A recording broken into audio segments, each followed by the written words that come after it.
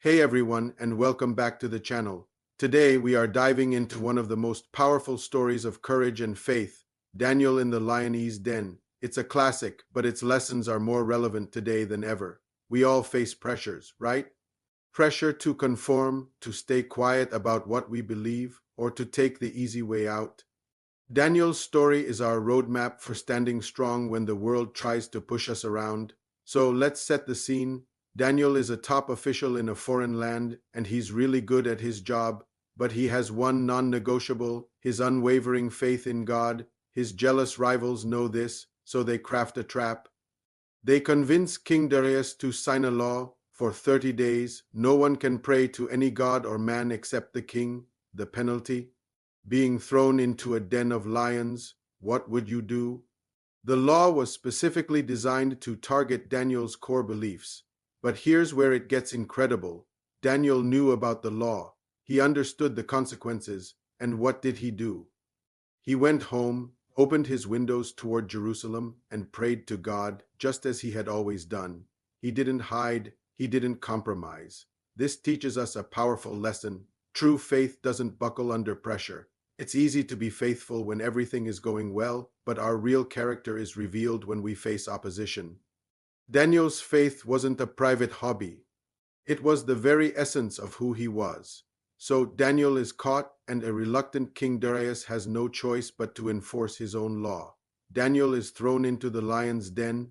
Imagine the fear, the darkness, the sound of those powerful beasts. From a human perspective, this is a death sentence. But God had other plans. That night, he sent an angel to shut the mouths of the lions. They couldn't touch Daniel. This is a stunning display of God's protective power. It reminds us that when we are in God's will, no danger, no lion can ultimately harm us. God is our protector, and his power is far greater than any threat we could ever face. The next morning, the king rushes to the den and calls out to Daniel, hoping against hope, and Daniel answers, "My God sent his angel, and he shut the mouths of the lions." This leads us to another crucial point: integrity over convenience.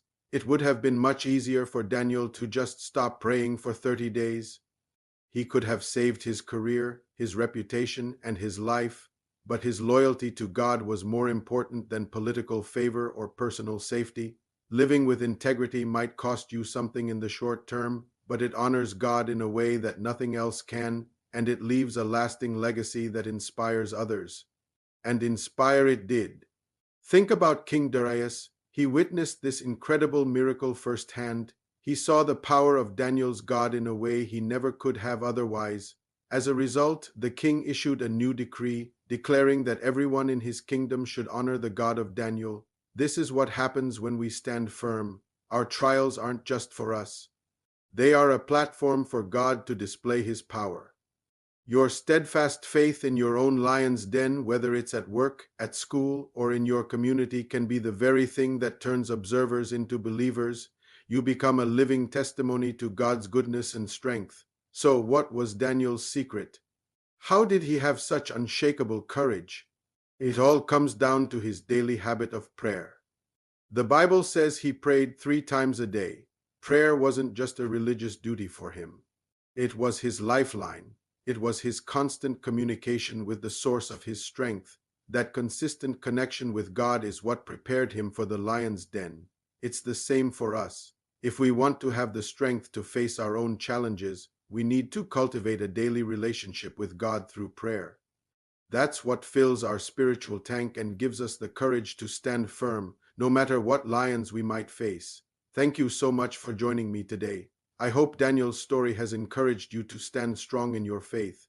If you found this message helpful, please give it a thumbs up, subscribe to the channel, and hit that notification bell so you don't miss our next video. God bless, and I'll see you next time.